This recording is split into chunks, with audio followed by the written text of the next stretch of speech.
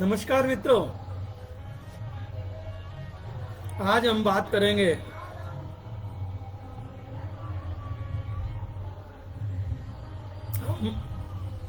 आज की जो वार्ता है वो है कि हम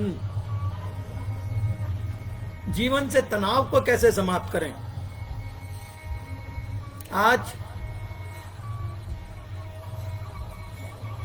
अनेकों बीमारियां, चाहे वो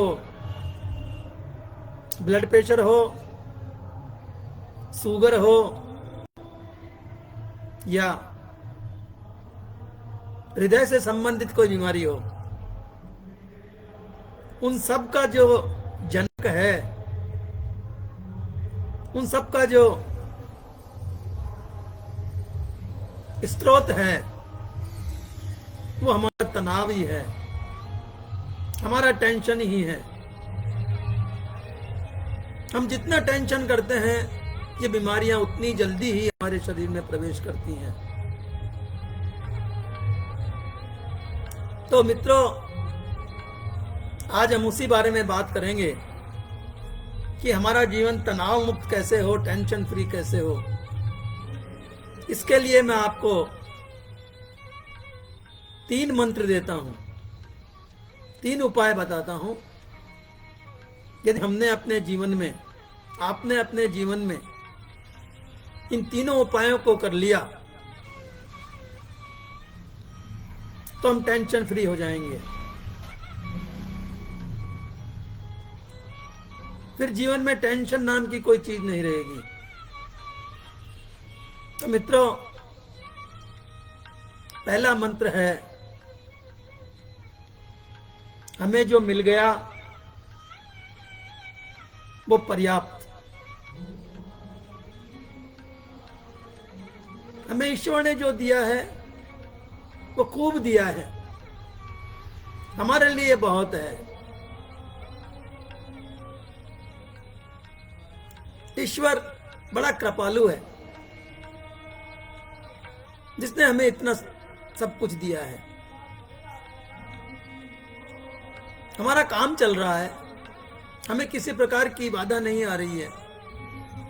अच्छा खाने को मिल रहा है, अच्छा पहनने को मिल रहा है, परिवार का काम सही चल रहा है। प्रभु उतना दे रहा है, और क्या चाहिए। लेकिन जो ही हम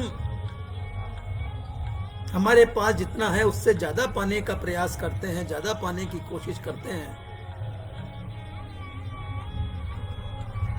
हम तनावग्रस्त हो जाते हैं, हम टेंशन से घिर जाते हैं। मित्रों, इस बारे में मैं आपको एक तरीका बताता हूं कि आप जिस शहर में रहते हैं, एक उदाहरण दे रहा हूं, उस शहर की आबादी मान लीजिए 1 करोड़ की आबादी है। अब आप उस शहर में निकलिए, आपको बड़ी बड़ी इमारतें दिखाई देगी, जिनके बाहर लग्जरी गाड़ियां खड़ी हैं, दरबान खड़े हैं, नौकर खड़े हैं। और ऊपर की तरफ देखिए तो मित्रों, उसको देख करके आपकी गर्दन भी दुखेगी, गर्दन में भी दर्द होगा और दिल में भी दर्द होगा कि ये इतना कैसे कमा लेता है, ये इतना भागवान कैसे है, ईश्वर ने मुझे क्यों नहीं दिया, मैं कब भागवान बनूंगा, कब धनवान बनूंगा। लेकिन मित्रों, दूसरी तरफ दूसरा पहलू है। आप झोपड़ी में देखिएगा,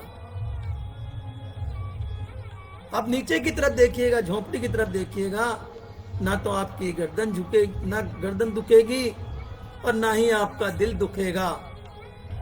आप झोपड़ी को देख करके कहेंगे कि हे ईश्वर, तूने तो मुझे बहुत कुछ दिया है, मुझे इससे ज्यादा दिया है, बहुत कुछ दिया है।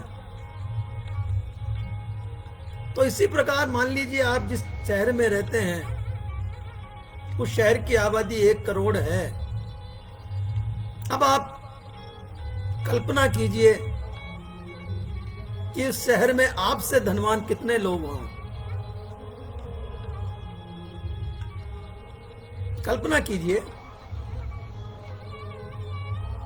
आपसे धनवान, जिनके पास आपसे अधिक संपत्ति है, वो कितने लोग होंगे? 1 लाख, 2 लाख, 5 लाख, 10 लाख, इससे अधिक नहीं होंगे। अब आप पीछे देखिए आपसे कम कितने हैं? तो मित्रों, ईश्वर को धन्यवाद दीजिए कि उस ईश्वर ने हमको, मुझको, तूने 10 लाख लोगों से तो पीछे रखा है, लेकिन 90 लाख से आगे रखा है। जो मेरे से कम पैसे वाले हैं, कम धनवान 90 लाख लोग हैं, उनसे तो मैं अधिक सुखी हूं। मेरे पास अधिक पर्याप्त धन है। बस आपकी चिंता दूर हो जाएगी, आप टेंशन फ्री हो जाएंगे, आप तनाव मुक्त हो जाएंगे।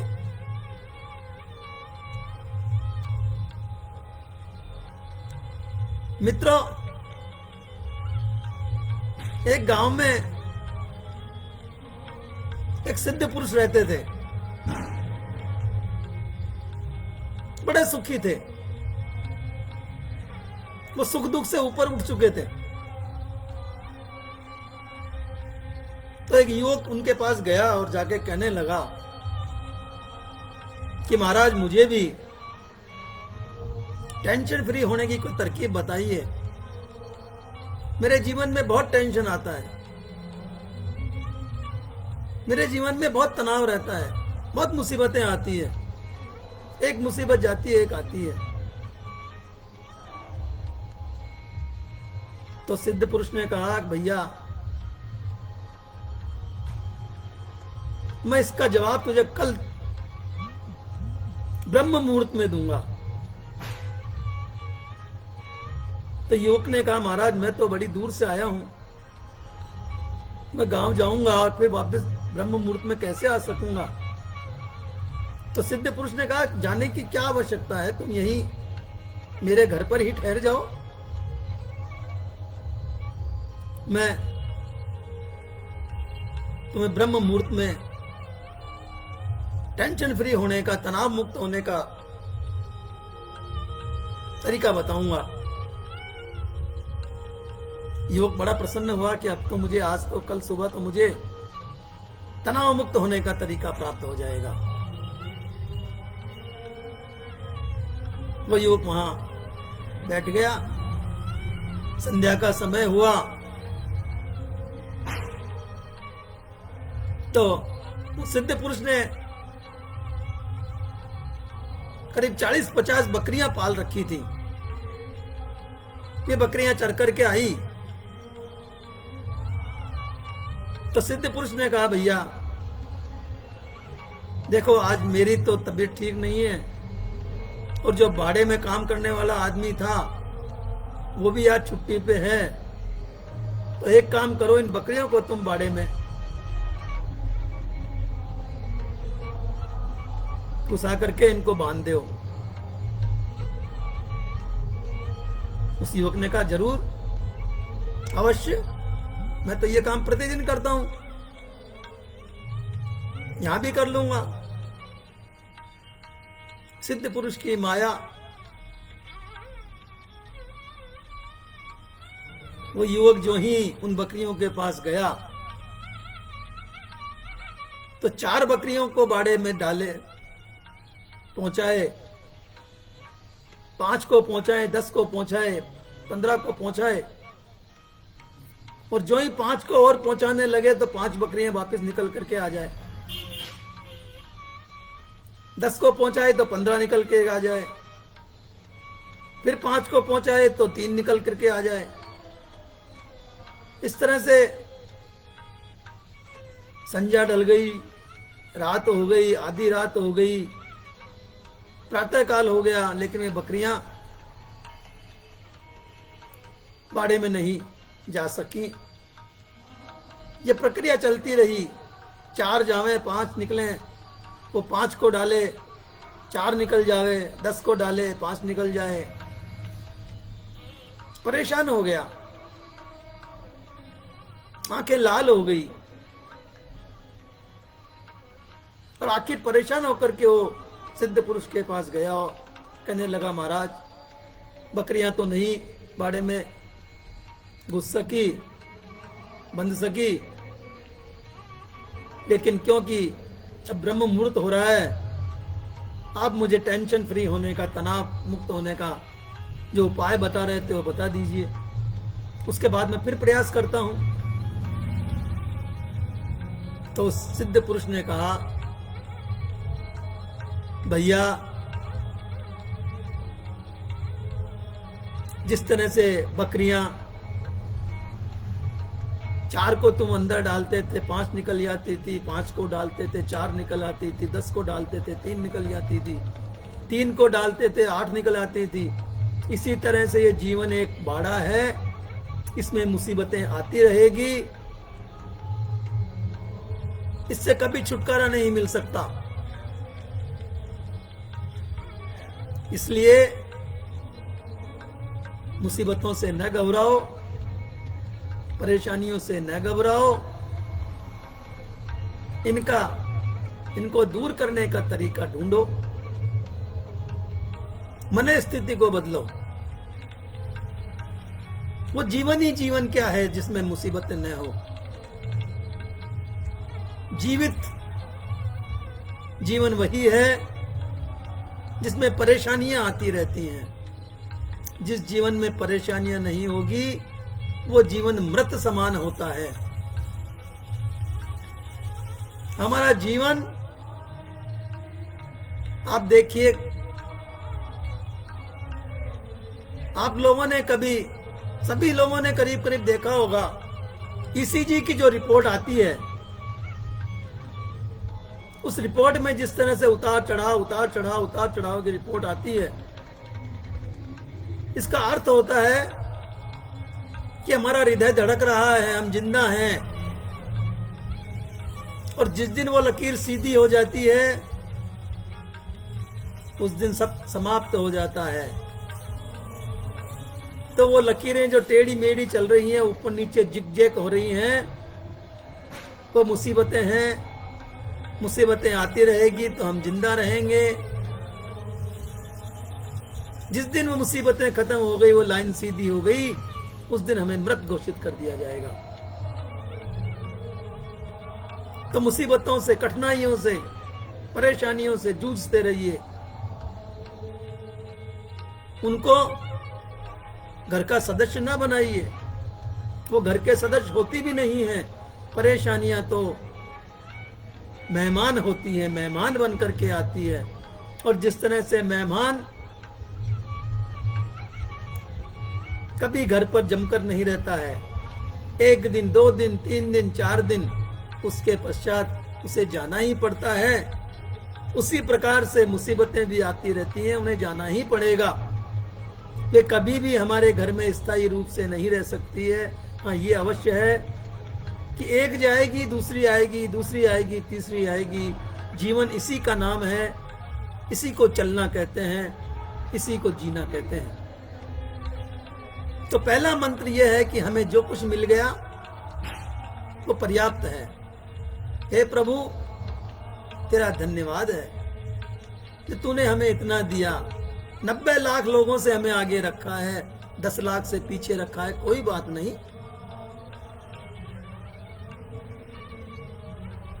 बस आप अपनी मन स्थिति बदल लेंगे। जो ही आपकी मन स्थिति बदलेगी, तनाव मुक्त हो जाएंगे। फिर जीवन में कोई तनाव नहीं रहेगा। दूसरा मंत्र है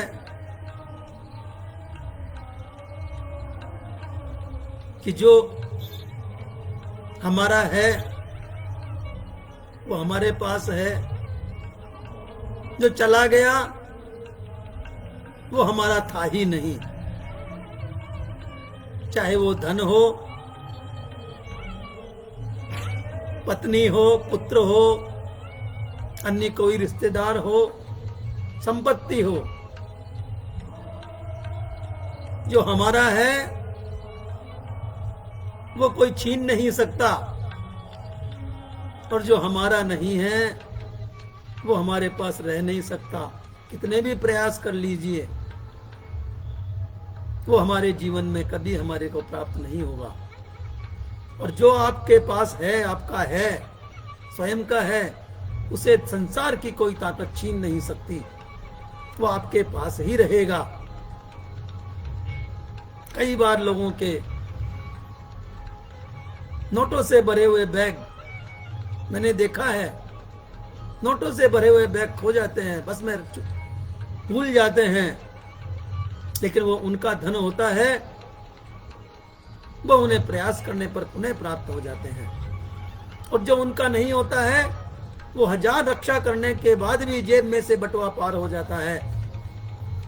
आप कितना भी ध्यान रखिए, आपका बैग चोर लेकर के चंपत हो जाता है, या बैग में से बैग वहीं रह जाता है, और बैग में से आपके जेवर निकाल लिए जाते हैं, रुपए निकाल लिए जाते हैं, और आप कुछ नहीं कर पाते, क्योंकि वो आपका था ही नहीं। और जो आपका था वो आपको खोने के बाद भी प्राप्त हो गया। तो जब ये हम मंत्र अपने जीवन में उतार लेंगे, अपने जीवन को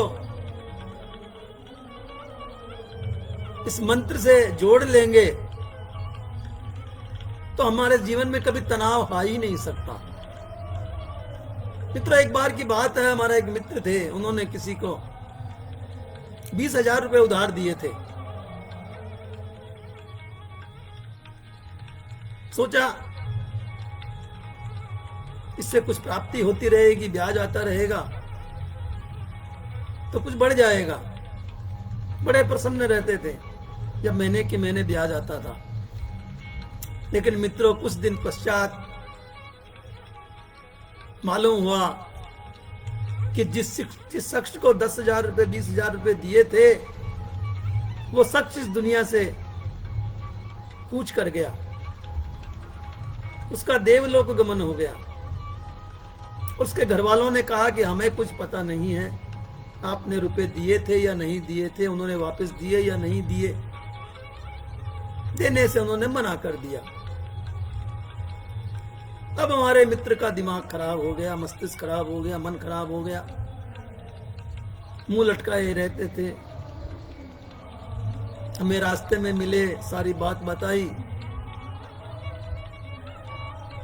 हमने भी दुख जताया, उन्हें समझाया भी, लेकिन वे नहीं माने। घर गए, पत्नी ने खाना बना रखा था, भोजन बना रखा था, लेकिन उनको मन नहीं था, उन्होंने खाना नहीं खाया, रात को भूखे ही सो गए।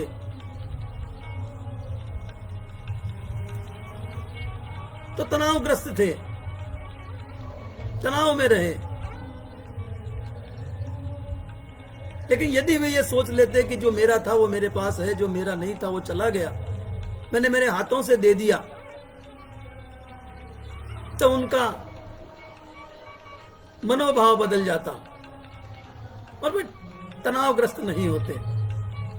तो ये दूसरा मंत्र, जो मेरा है वो कहीं जाएगा नहीं, और जो मेरा नहीं है वो रुकेगा नहीं।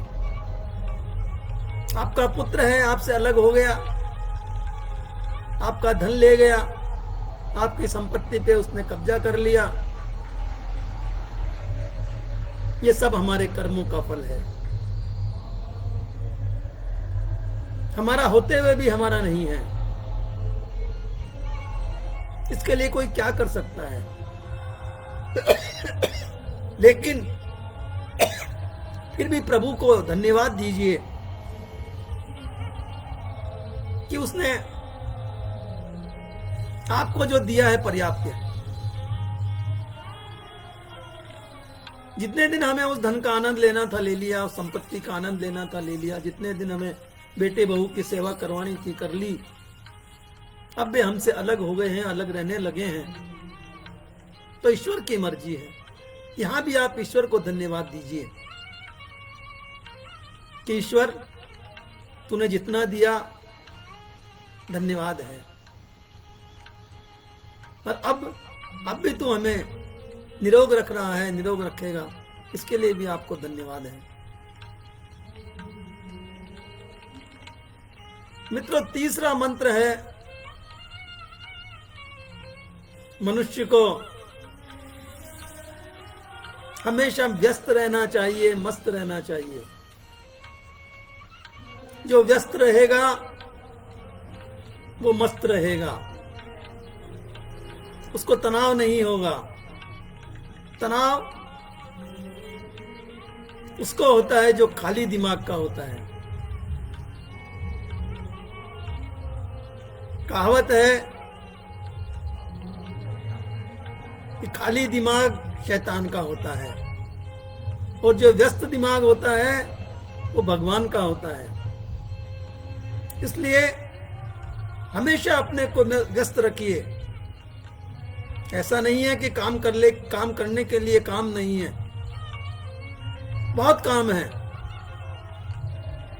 आप घर पर हैं, मान लीजिए आप सेवानिवृत्त हो गए हैं, तो ये न समझिए कि आपके लिए काम बचा ही नहीं है, आपके लिए बहुत काम है। आप अपनी प्रतिभा को काम में लीजिए।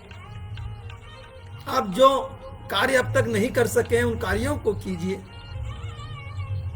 जो आपकी अभिलाषाएं थी उन्हें पूरा कीजिए।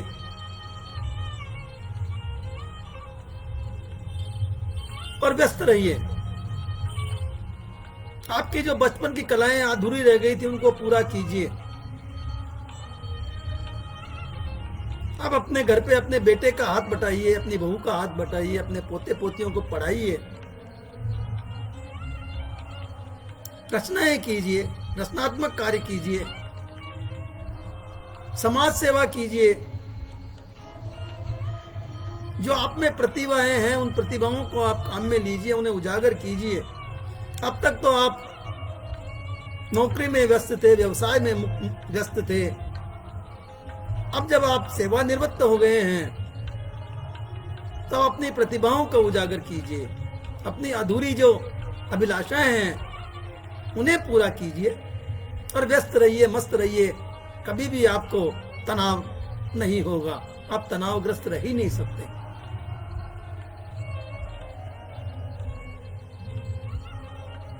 मित्रों, कभी भी मनुष्य को छोटी छोटी बातों पर ध्यान नहीं देना चाहिए।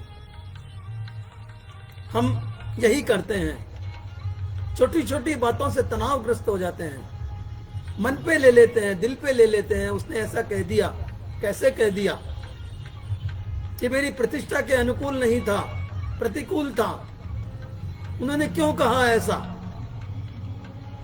और रात भर उसी फिक्र में रहे, उसी चिंता में लगे रहे, उसी सोच में लगे रहे, तनावग्रस्त हो गए।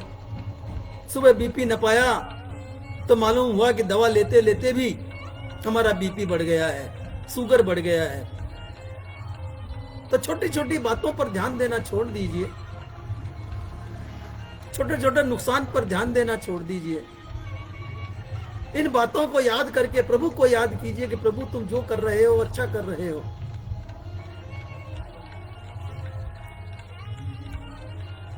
तुम जो कुछ भी मेरे साथ किया, जो अब तक किया वो भी बढ़िया था, आगे क्या करेंगे वो भी बढ़िया होगा। इसी में एक बात और है कि हमें हमारे अतीत को भूल जाना चाहिए। अतीत में हम क्या थे, हमारे पास क्या था, हम धनवान थे, हमारे पास बहुत पैसा था, हमारी बहुत प्रतिष्ठा थी। आज हमारा धन कम हो गया, चोरी हो गया, डूब गया, या बंटवारा होकर के बेटों ने ले लिया, भाइयों ने ले लिया। हम इतने धनवान नहीं रहे, इतनी प्रतिष्ठा नहीं रही। वो सपना था, उसे भूल जाइए, सपना समझ करके भूल जाइए। और भविष्य में क्या होगा कुछ पता नहीं है।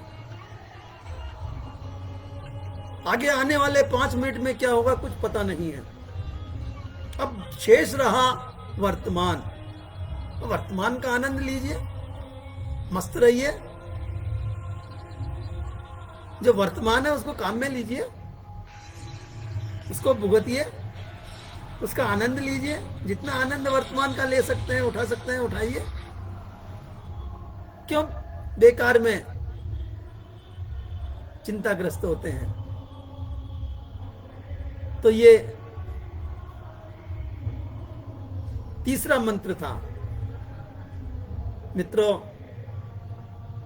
तनावग्रस्त मनुष्य हमेशा दुखी होता है, उसे अनेकों बीमारियां घेर लेती हैं। और जब बीमारियां घेर लेती हैं तो शरीर को, मन को, आत्मा को बड़ा कष्ट होता है, जग हंसाई होती है, शरीर दुख पाता है। हमारे पास जो धन होता है वो धन भी उन बीमारियों में लग जाता है। तो ये आज मैंने आपको तनाव मुक्त होने के 3 तरीके बताए हैं। आशा है आप मेरी इन 3 बातों को ध्यान में रख करके और तनाव मुक्त होने का प्रयास करेंगे और जीवन में आनंद उठाएंगे। जीवन का सुखी जीवन का आनंद उठाएंगे। मस्त रहेंगे, व्यस्त रहेंगे, व्यस्त रहेंगे, मस्त रहेंगे। कई बार लोगों का फोन आता है, डॉक्टर साहब आज आपने जो वीडियो बनाया बहुत बढ़िया बनाया था, आपके विचार आनंददायक थे। मैं कहता हूं प्रभु ने जो किया वो मैंने किया, जो प्रभु ने मुझे कहलाया वो मैंने कह दिया। कई बार ऐसा भी फोन आता है कि डॉक्टर साहब आज तो आनंद नहीं आया, जो प्रतिदिन आनंद आता है वो नहीं आया। हम उसमें भी सुखी हैं, कोई चिंता नहीं। आज प्रभु की यही मर्जी थी, प्रभु ने ऐसा ही कहलाया हमारे से। तो मनुष्य को हमेशा चिंताग्रस्त नहीं रहना चाहिए, मनुष्य को हमेशा मस्त रहना चाहिए। जैसा प्रभु ने करवाया हमने किया, जैसा प्रभु ने हमें दिया वैसा हमने लिया।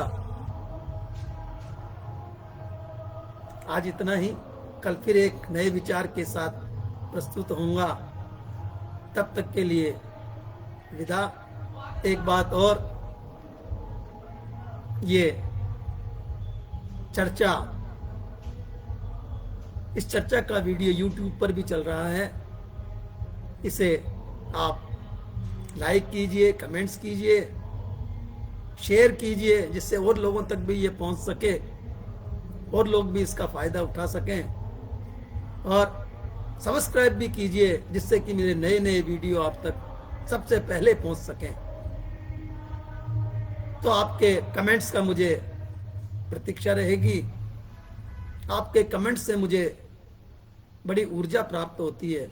मुझे मालूम होता है कि मैंने क्या किया और आप लोगों को मेरा किया हुआ कैसा लगा। नमस्कार, आज इतना ही। फिर कल एक नए विचार के साथ प्रस्तुत होंगे। तब तक के लिए विदा। जय सिया राम, जय हनुमान।